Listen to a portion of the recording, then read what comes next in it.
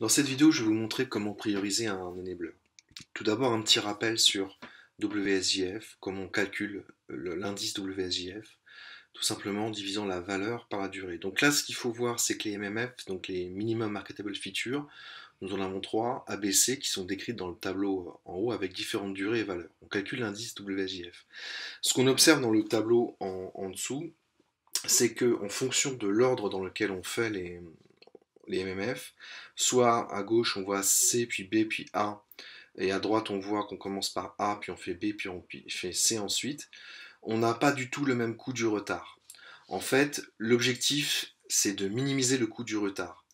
Plus on attend finalement, on laisse passer du temps en faisant C d'abord, on va avoir une longue durée qui nous rapporte très peu de valeur, et c'est moins intéressant que de commencer par quelque chose qui est assez rapide à faire et qui permet de déclencher la valeur rapidement. Donc cette idée de coût du retard, c'est une idée de manque à gagner. Donc on a tout intérêt à faire d'abord les choses qui sont rapides à faire, qui rapportent de la valeur.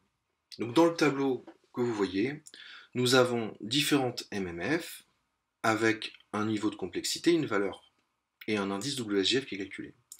Et on a un enabler et on se pose la question sur cet enabler. Donc, comment on peut calculer la valeur d'un enabler? C'est-à-dire que un enabler, ça n'a pas de valeur en soi. Un enabler, ça permet de déclencher de la valeur. Ça permet de déclencher d'autres MMF. Et donc, comment est-ce qu'on calcule la valeur d'un enabler? Autrement dit, comment est-ce qu'on priorise un enabler par rapport à des MMF?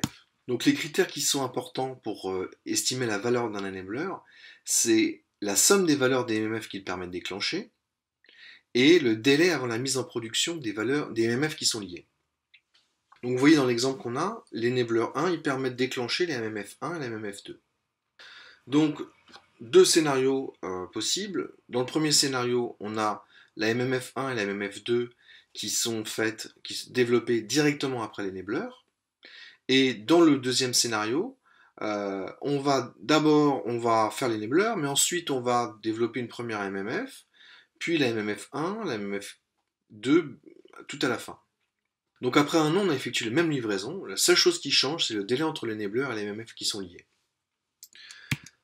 Donc, ce qu'on utilise comme technique, c'est qu'on va transformer, si vous voulez, le tableau de gauche dans le graphique de droite, avec une représentation graphique en fait de la valeur et de la complexité des MMF. Donc vous voyez tout simplement le tableau qui est à gauche, complexité 30, donc 30 de large, valeur 300, donc 300 de haut pour le 1, et ensuite on reproduit donc cette logique de complexité valeur pour avoir les différentes MMF sous les carrés verts qui sont à droite.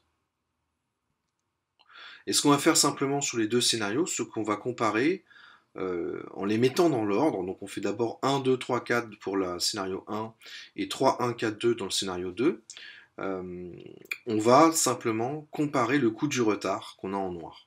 Et ce qu'on voit, c'est que le coût du retard, il est bien supérieur dans le scénario 2. Donc, le meilleur choix, c'est le scénario 1 qui arrive à minimiser le coût du retard. Donc, ce que je voulais vous montrer avec cette petite vidéo très rapide, c'est que cet outil visuel que vous venez de voir, il permet de prioriser les enablers. Et il permet aussi de traiter des arbitrages sur les choix de scénarios. L'objectif de WSJF, c'est uniquement de faire de la priorisation entre les scénarios.